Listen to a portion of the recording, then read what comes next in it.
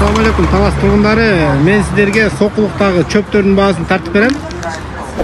Чөп базарга келдик, Сокулукка. Бакелер канча болот чөптөр? 200. Bu bede esparsetto. Bede. 200 сом, 200 сом. Bedesi деле ошондойбу? Yok 150'den var, 130'dan var.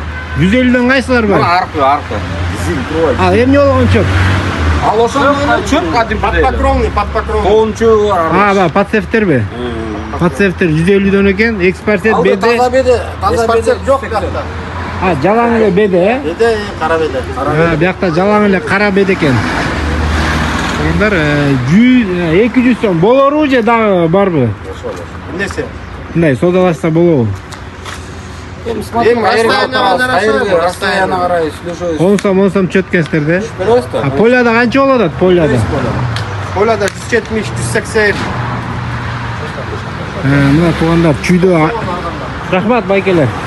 Чүйдө арзан болуш керек дегендер мынакей баасы.